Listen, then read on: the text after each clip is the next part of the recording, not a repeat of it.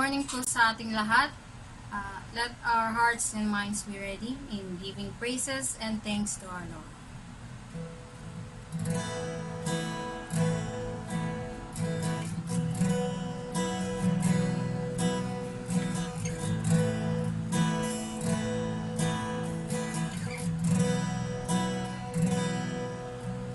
Give me eyes to see more of who you are.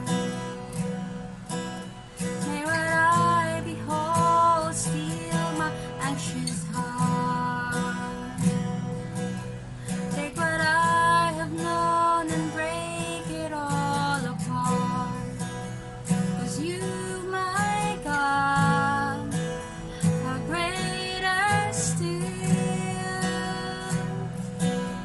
No sky contains, no depth restrains all you are, the greatest of our God. I spend my life to know that I'm far from close to all you are, the greatness of our God.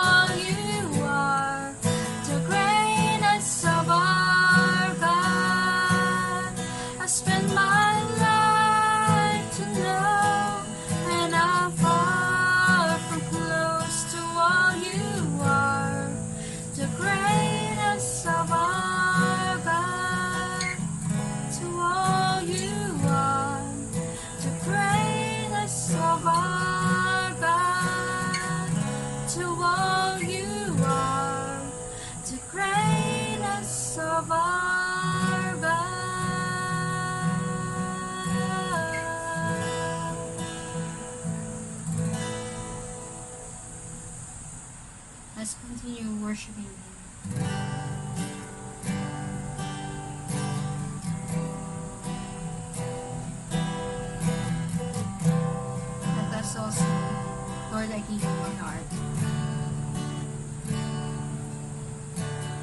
This is my desire to honor you, Lord, with all my heart I worship you.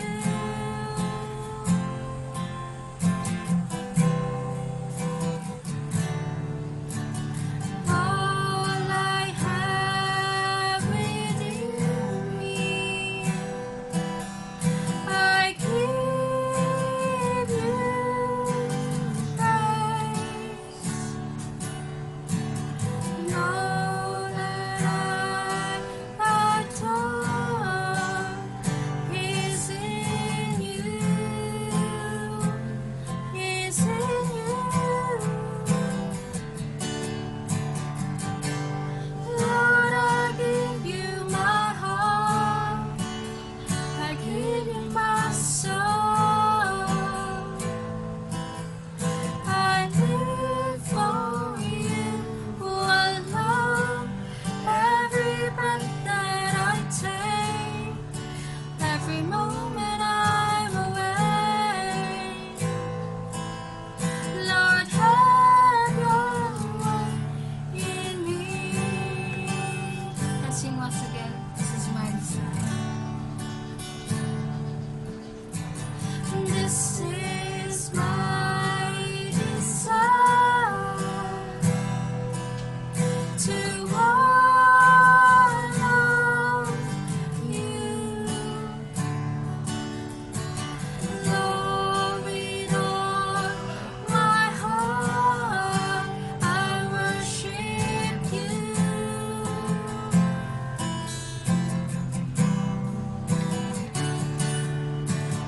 All I have within me, I give you praise. Lord, that I adore is in you, is in you. Lord, I give you my heart, I give you my soul, I live for you alone. Every breath that I take, every moment I'm awake, Lord, have your way in me. Lord, I give you my heart, I give you my soul, I live for you alone. Every breath that I take, every moment I'm awake, Lord, have your way in me.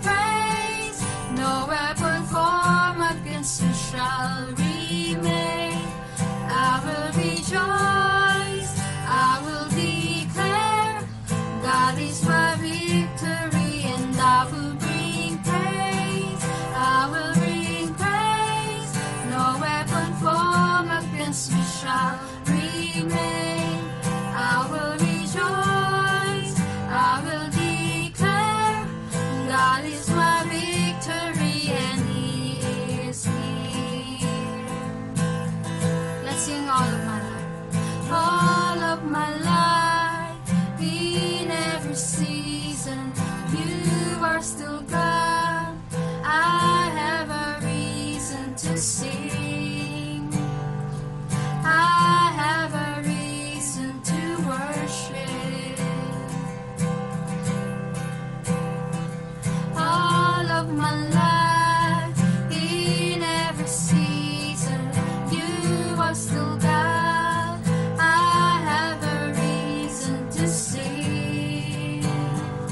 I have a reason to worship.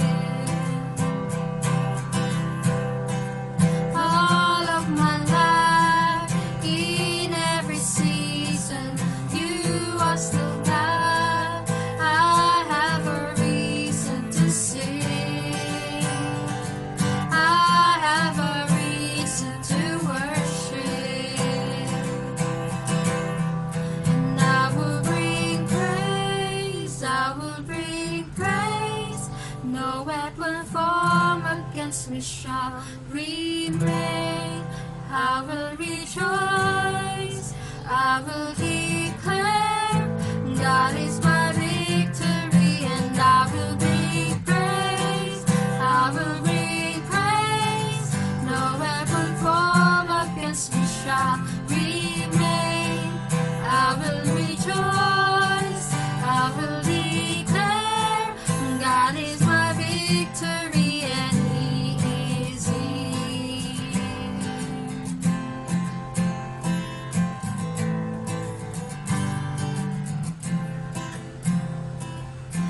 This is my prayer in the harvest, when favor and providence flow. I know I'll feel to be emptied again. The seed I received, I will sow.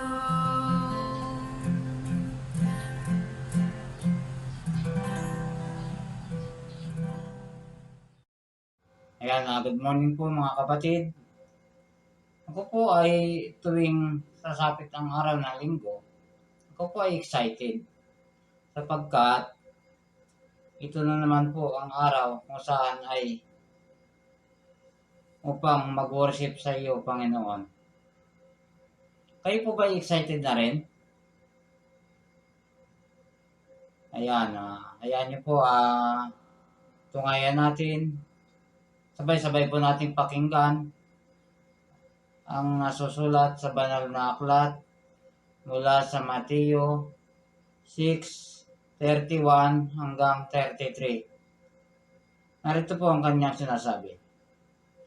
Kaya't huwag kayong mag-alalang, baka kayo kapusin sa pagkain, inumin o damit.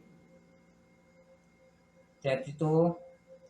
Hindi ba't ang mga hintil ang nababahala tungkol sa mga bagay na iyan? Alam na ng inyong Ama na sa langit na kailangan ninyo ang lahat ng iyan. 33. Ngunit higit sa lahat ay pagsikapan ninyo na kayo'y pagharian ng Diyos at mamuhay ng ayon sa kanyang kalooban. At ibibigay niya sa inyo ang lahat ng inyong pangangailangan. Ang salita ng Diyos.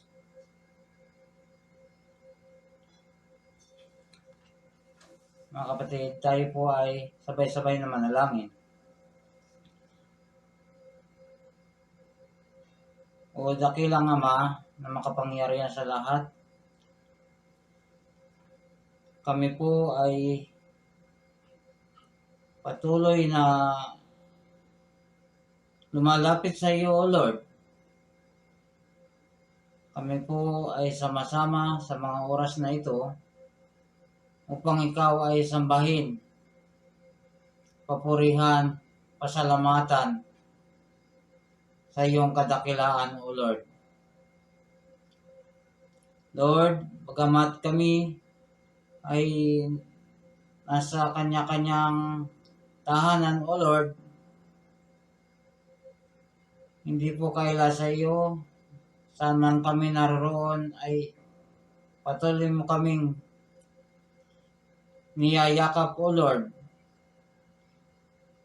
upang bigyan ng kalakasan, kaligtasan,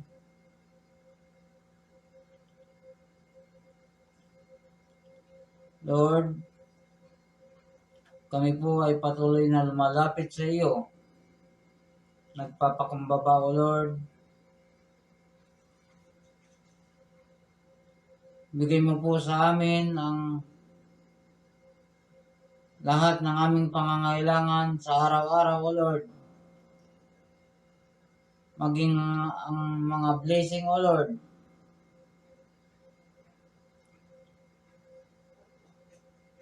ay patuloy na bibigay mo sa bawat isa sa amin, Panginoon.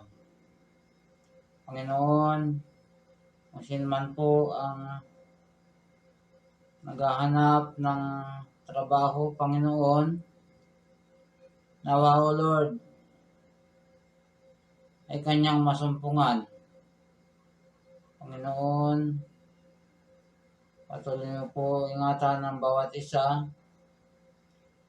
Kung sino man po ang may sakit, Panginoon, kayo na po ang bahala upang kami ay bigyan mo ng kalakasan, Panginoon. Panginoon, kami ay patuloy na nagpupuri sa iyo, Panginoon. At sa magang ito, Lord, nawa ay bigyan mo ng katalinuhan, kalakasan, ang tao na kung saan ay magbabahagi sa amin ng napakahalaga mong mga salita na nagmumula sa iyo, Panginoon. Panginoon, salamat po sa umagang ito. Sa pangalan ni Jesus. Amen. And amen. Amen.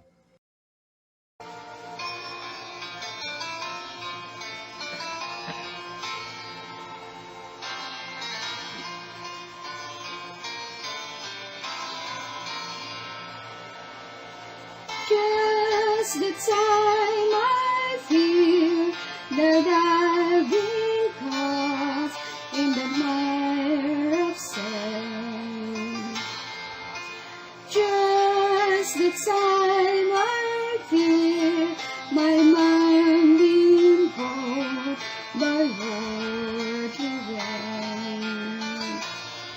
That's when the breeze begins to flow. I know the Spirit comes, and all my worldly wandering just melt into His love. Oh, I want to know you more. Deep within my soul, I want to know you. Oh, I want to know you. To feel your heart, to know your mind. Looking in your eyes, there's up within me. Eyes that say, I want to know you. Oh, I want to know you more.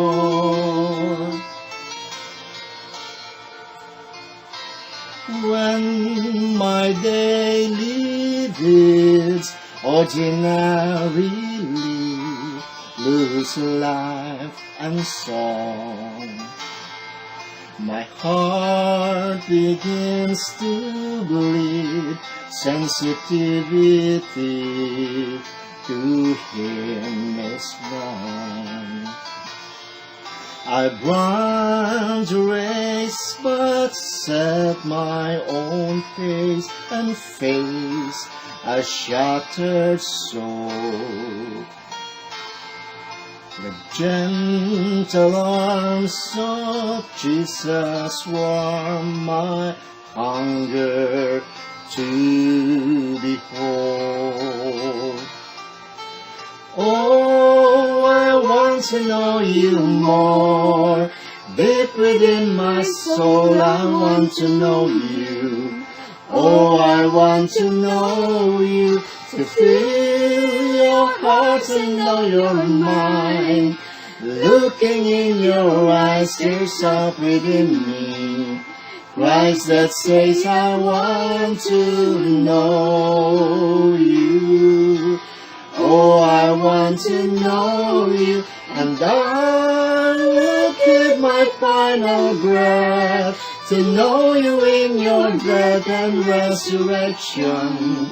Oh, I want to know you more. Oh, I want to know you more. Lord, I want to know you more.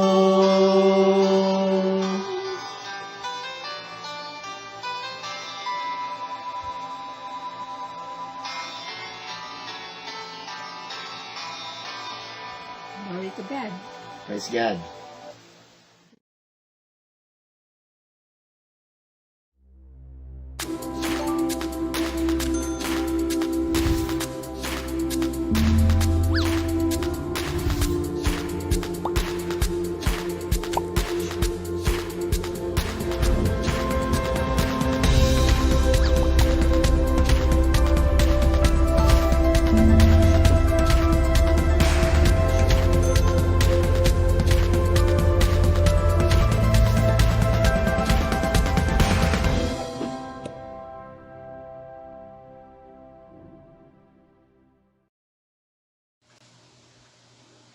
Praise be to the Lord, our Savior, Jesus Christ. Kumusta na po ang ating pamilya?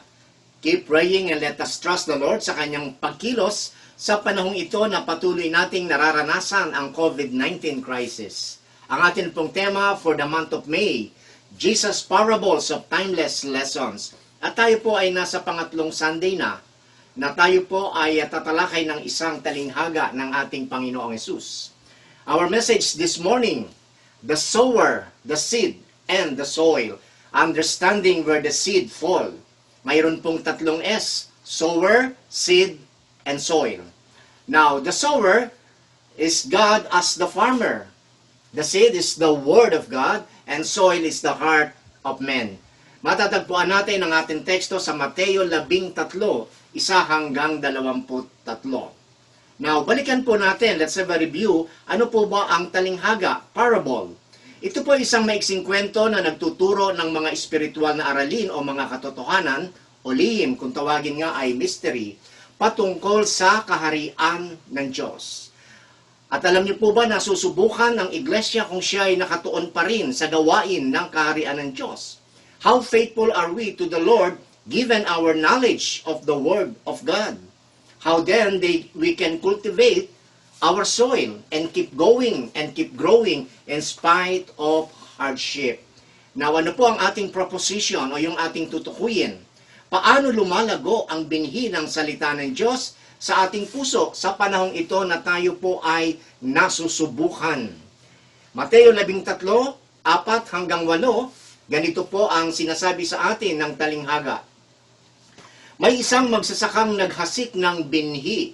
Sa kanyang paghasik, may mga binhing nahulog sa tabi ng daan. Dumating ang mga ibon at tinuka ang mga binhing iyon. May mga binhi namang nahulog sa mabatong lugar kung saan walang gaanong lupa. Mabilis na tumubo ang binhi dahil mababaw ang lupa. Ngunit natuyo rin ito ng masikatan ng araw at dahil hindi malalim ang ugat, namatay ito. May mga binhi namang nahulog sa lupang may matitinik na damo. Lumago ang mga damo at natakpan ang mga tumubong binhi. Ang iba naman nahulog sa mabuting lupa, lumago at namunga. Ang iba'y napakarami ng bunga, ang iba'y marami-rami at ang iba namay katamtaman lang. Kayong mga nakikinig, dapat ninyo itong pag-isipan. May God's blessing be upon us sa pagkarinig po ng mga talatang ito.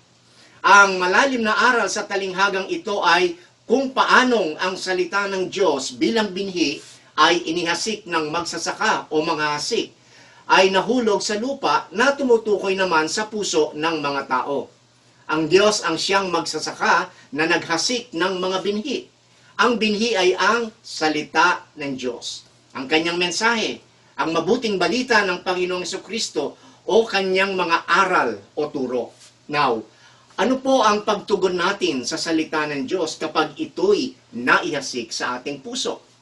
Well, ano man ang mensaheng napapakinggan ng mga tao, nasa kanila na kung paano ito tatanggapin, paano ito uunawain at palalaguin sa kanilang buhay.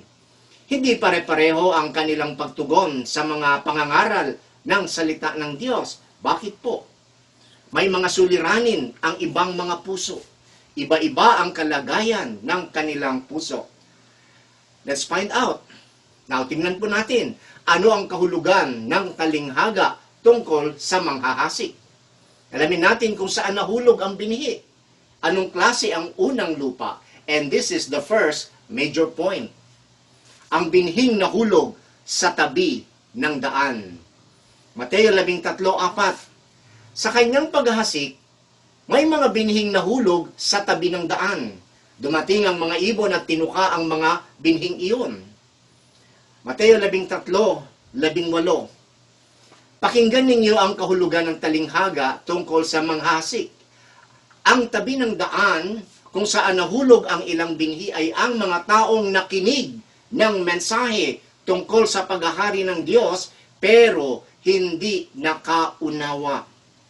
Dumating si Satanas at inagaw ang salita sa kanilang puso. Naroon po, naihasik ang mga binhi sa iba-ibang klase ng lugar o lupa.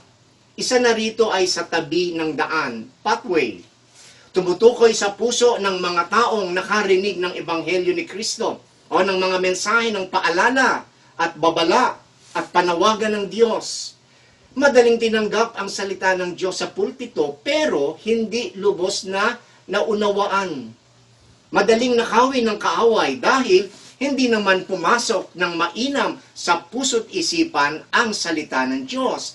Agad na lumapit kay Jesus, pero hindi maliwanag bakit niya tinanggap si Jesus. Naroroon po, nabautismuhan, at bakit siya nagpabautismo. Naunawaan ba niya na ito ay pagsuko ng buong buhay niya kay Jesus bilang tagapagligtas at Panginoon sa kabila na ito'y naipaliwanag ng maayos? At naroroon po, narinig ang turo sa kaligtasan, ngunit hindi handa ang puso kung totoo ngang may pagsisisi. It is possible na hindi talaga tumimo sa kalooban. And this is one of the reasons why it is difficult to follow up and lead them to discipleship. Why they do not attend church and be involved in the ministry. Is there genuine conversion? Then that is the question. Tingnan po natin ang Santiago 1:19 at 21. Tandaan nyo ito mga minamahal kong kapatid. Dapat maging handa kayo saan sa pakikinig at tanggapin ng may pagpapakumbaba ang salita ng Diyos na itinanim sa inyong puso na siyang makapagliligtas sa inyo. So let's find out the second kind of soil, ang ikalawang klase ng lupa. This is the second major point. Ang binhing nahulog sa mabatong lugar. Mabatong lugar. May mga binhi namang nahulog sa mabatong lugar kung saan walang gaanong lupa. Mabilis na tumubo ang binhi dahil mababaw ang lupa. Ngunit natuyo rin ito ng masikatan ng araw at dahil hindi malalim ang ugat, namatay ito. Mateo 13:5 at 6. Now, tignan po natin ang Mateo 13:20 at 21. Ang mabatong lugar kung saan nahulog ang ibang binhi ay ang mga taong nakinig ng salita ng Diyos at masaya itong tinanggap agad. Ngunit, hindi taimtim sa puso ang kanilang pagtanggap. Kaya, hindi tumagal ang kanilang pananampalataya. Pagdating ng kahirapan o pag-uusig dahil sa salita ng Diyos na kanilang tinanggap, agad silang tumatalikod agad silang tumatalikod sa kanilang pananampalataya. At naroon po, ang binhi ay masayang tinanggap. Mabilis namang tumubo kasi mababaw ang lupa. Which means, hindi ito nag-ugat ng malalim. Masaya namang pinakinggan ang salita. Madali tayong nag-commit. Madali tayong sumama sa mga gawain ng iglesia. Madali tayong nangako. Madali tayong nagtaas ng kamay. Madali tayong sumali sa mga pagtitipon o fellowship. Maaaring bugso lang ng damdamin. Mabilis lang, pero hindi nagtagal. Masaya lang, pero walang lalim. Ngunit hindi ibig sabihin ay huwag na tayong dumalo sa gawain. Count the cost. Receiving Jesus as Savior is not as easy as we think and as happy as we are. Decide to follow with sacrifice. Kailangan pag-isipan kung gaano ang paghahandang gagawin. It is not come what may, or it is not instant. Spiritually, no effort to grow in the Lord. No inner surrender to follow Jesus in discipleship. Kaya napakahalaga po ng small group, or life group, or support group, discipleship. Sabi nga, comfortable Christianity. Maraming may gusto niyan. Ayaw ng disiplina na gumising ng maaga para mag-worship. Ayaw ng commitment sa church. Kung maluwag lang ang oras at walang gagawin, doon pa lang sasama. Hindi tumanim ng gusto ang binhi, napakinggan lang. Partial only, not totally, and not even serious. Hindi malalim ang pagkakaugat. Hindi nagtagal, ito ay natuyot at namatay rin. Tumalikod sa pananampalataya. O kaya naman ay nahikayat sa maling doktrina. And this is one of the reasons why there is backsliding. O madaling na-discourage sa mga napapansin niya sa iglesia. At mula nang tayo tumanggap kay Jesus, gaano lumalim ang ating relasyon, ang ating pagkakakilala at pananampalataya sa Kanya. How deep is our character in Christ? Tayo po ba'y lumalalim sa turo, sa aral ni Kristo? How enduring our patience in times of pandemic? Kaya nga naroroon po, nang dumating ang kahirapan sa buhay sa mundong ito, dulot ng matinding, marahil ay iba't ibang suliranin, sa kasalukuyang panahon, pandemic crisis, o kaya'y mabigat na karamdaman, o kaya'y pagkawala ng hanap buhay, o kaya ay nagkaroon ng matinding suliranin. Naroroon, humarap sa anumang mga pagsubok. Nariyan ang mga kalamidad, o kaya'y pagpanaw ng ating mahal sa buhay, o dulot ng mabigat na pag-uusig, o anumang mga kadahilanan. Tayo kaya ay tatalikod sa pananampalataya. Hindi ba tayo bibitaw sa Panginoon, maging sa mabigat na pagsubok? Hindi ba tayo matatangay ng hidwa ang pananampalataya? Kaya napakahalaga ang Bible online doctrine. Are we standing secured in Christian doctrine? Natutuyot ba ang ating sigla sa Panginoon? Malalim ba ang ating pananalangin? Is our ministry commitment and worship for the Lord without joy? Is it a burden to us?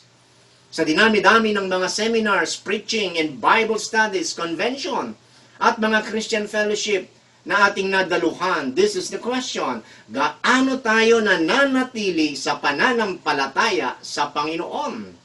Nag-ugat po ba ang mensahe nito sa ating puso? At narito po ang katanungan: ano pa ang makikita natin sa talinghaga? Nalaglag sa batuhan ang binhi. May matigas na puso na ayaw makinig sa mga paalala ng Diyos.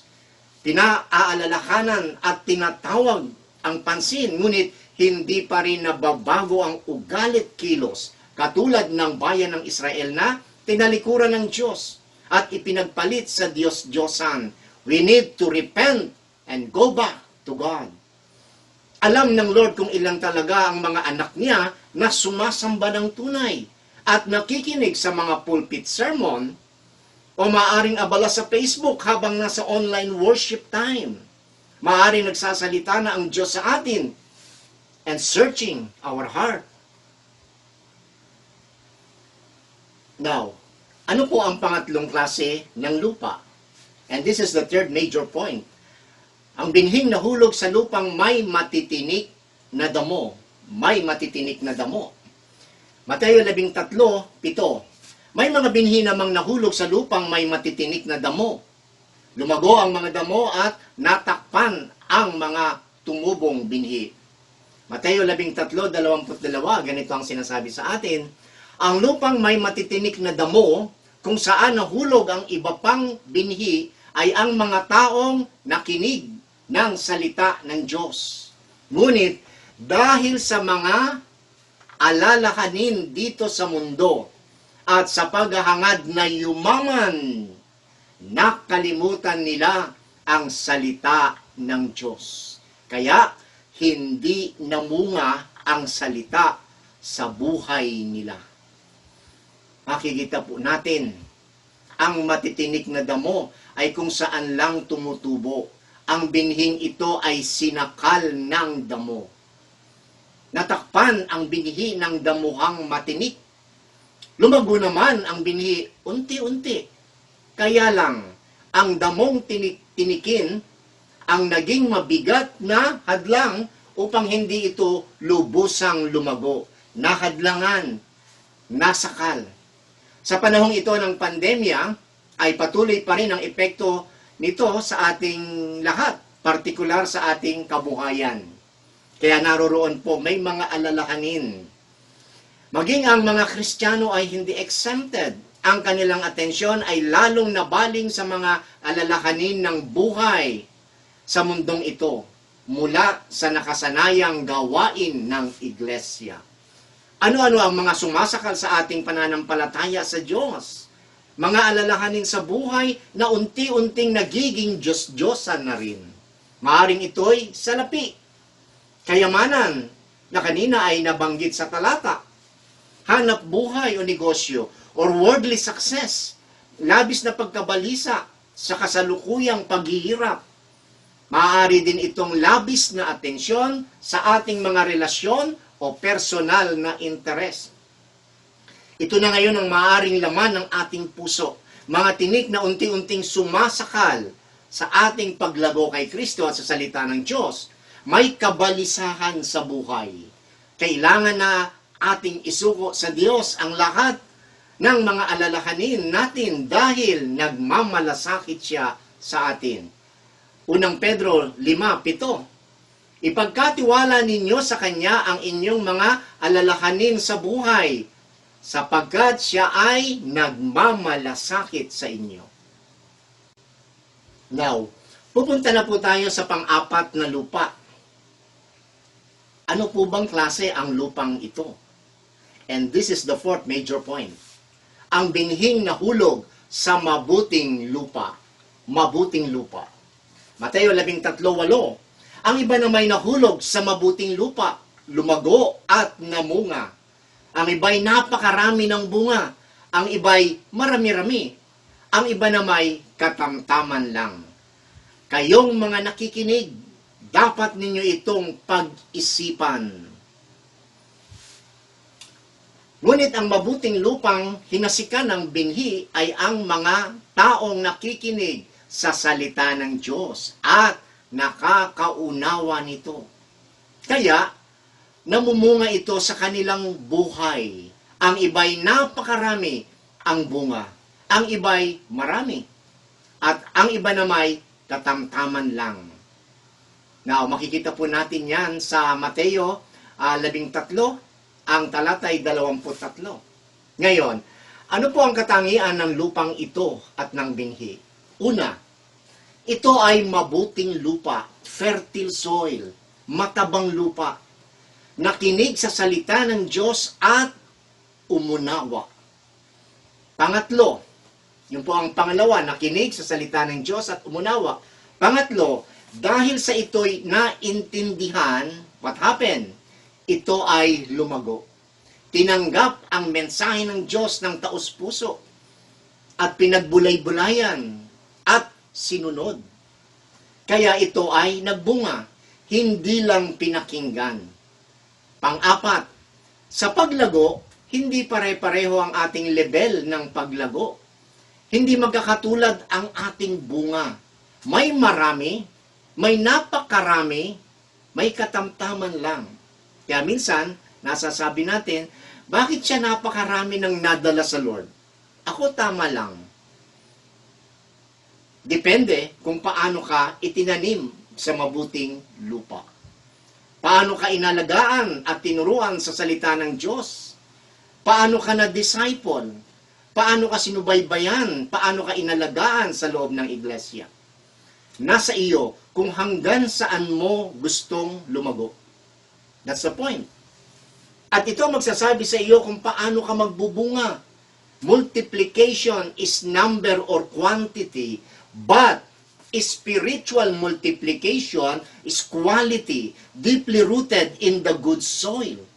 Mataba ang puso na malayang tinanggap ang salita ng Diyos at malayang kumilos ang Espiritu Santo sa kanyang puso. At ito ay sinunod niya at nagbunga. He made a decision to follow the Lord.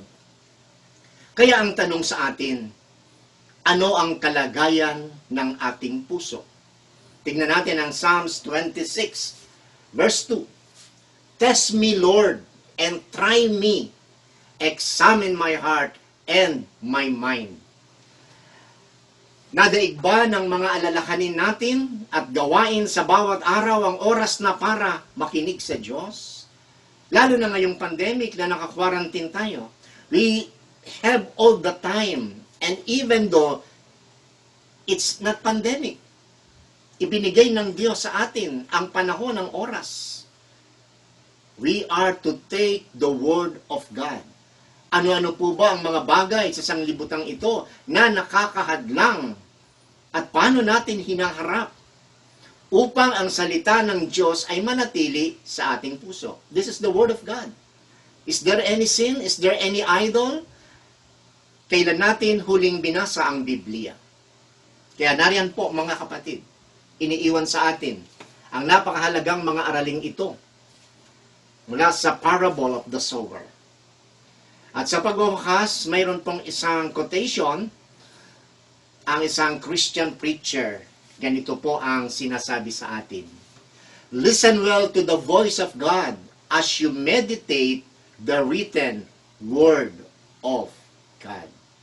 Kaya, kaya kabilang ang ating puso na kung saan ay naihasik ang binhi ng salita ng Diyos. Balikan po natin, una, ang binhing nahulog sa tabi ng daan. Pangalawa, ang binhing nahulog sa mabatong lugar. Pangatlo, ang binhing nahulog sa lupang may matitinik na damo. At pang-apat, ang binhing nahulog sa matabang lupa.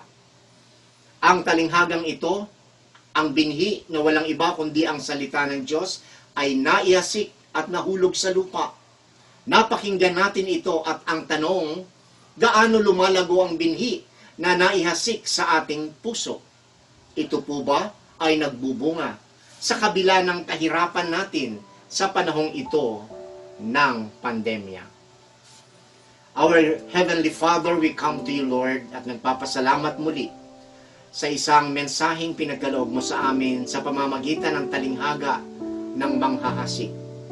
At ang dalangin namin, Ama, ang mensaheng ito ay patuloy na magbigay sa amin ng mga paalala upang, Ama, sa aming pananampalataya, kami ay manatili sa iyo at ang iyong mga salita ay aming patuloy na pakinggan at magbunga sa aming buhay. Salamat, Ama, sa kalakasan at katatagan na iyong pinagkakaloob sa amin upang patuloy kami, Panginoon, na manatiling matibay sa aming pananampalataya sa iyo sa gitna ng kahirapang ito. Sa iyo, Panginoon, ang kapurihan, ang kaluwalhatian sa pangalan ni Jesus. Amen. May the Lord be praised. A pleasant Sunday morning sa lahat ng ating kapatiran. Isang mapagpalang araw po sa ating lahat, mga kapatid. Dumako na po tayo sa banal na gawain sa umagang ito. Ang pagtanggap ng tinapay at saro na simbolo ng katawan at dugo ng ating Panginoong Jesucristo. Kaya hayaan niyo pong basahin ko sa inyo ang isa sa mga banal na salita ng ating Panginoon sa Acts 13:38 hanggang 39. Dapat ninyong malaman, mga kapatid, na sa pamamagitan ni Jesus ay ipinangaral sa inyo ang kapatawaran ng kasalanan. At ang lahat ng sumasampalataya sa Kanya ay pinapatawad na sa lahat ng pagkakasalang hindi na ipatawad sa inyo sa pamamagitan ng pagtupad ng kautusan ni Moises. Salamat sa pagkabasa at pagkarinig ng banal na salitang ito. Samahan niyo po akong manalangin. Panginoon, salamat po sa banal na gawain ito. Salamat po sa umagang ito. Kaya Lord, sa oras na to, gabayan niyo kami. At anuman Lord, yung aming mga pagkakasala o karumihan sa aming mga puso, humihingi po kami sa iyong harapan na linisin niyo ang aming mga puso at isip, Panginoon. Kaya Lord, maraming salamat po sa lahat ng mga blessing na patuloy niyong pinagkakaloob sa amin. Kaya Lord, salamat po sa umagang ito. Sa pangalan ni Jesus na aming tagapagligtas. Amen.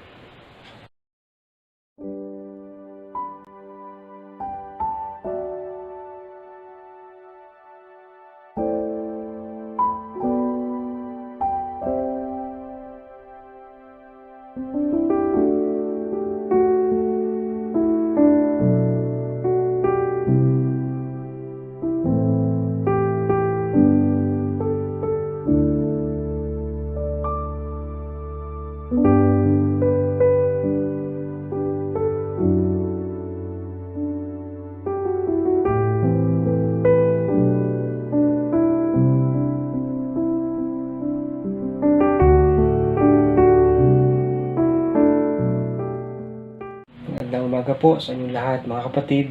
Dako na po tayo sa masayang gawain sa umagang ito, ang pagbibigay ng mga kaloob sa ating Panginoon na nararapat lang nating ibigay sa Kanya yung para sa Kanya. Ang Panginoon ay hindi tumitingin kung gaano kalaki o kaliit yung ating ibibigay sa Kanya. Ang Panginoon ay tumitingin sa ating puso, yung mga kaloob na pagkakaloob natin sa Kanya.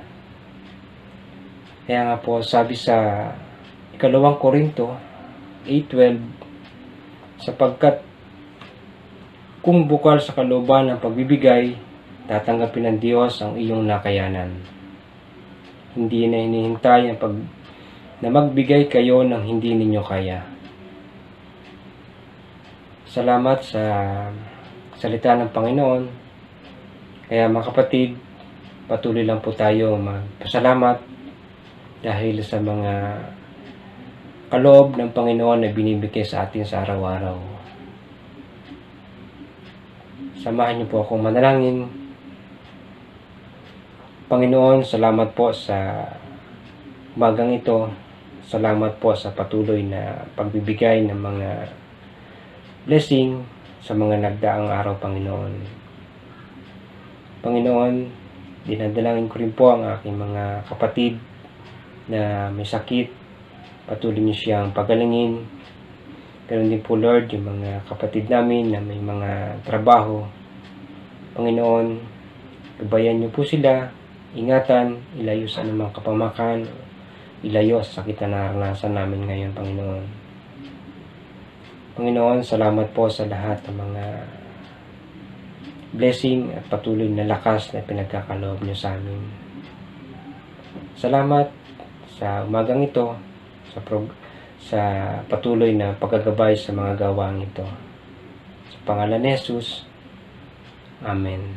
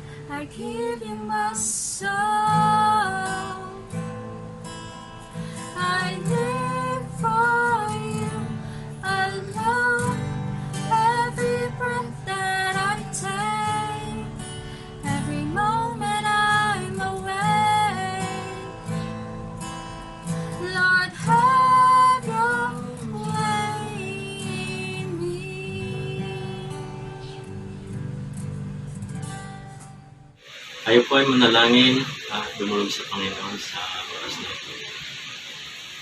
Amang makapangyarihan sa lahat, sinasamba ka namin, dinadakila, pinupuri ang iyong pangalan. Tunay nga, O Diyos, na hindi mo kami iniiwan sa bawat sandali.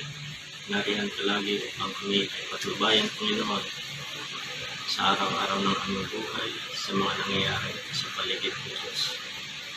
Lord, naman namin ang iyong pag-ibig at sa bawat sandali, Panginoon, na kami lumalapit sa iyo, pinaparamdam mo, Panginoon, ang iyong pag-ibig.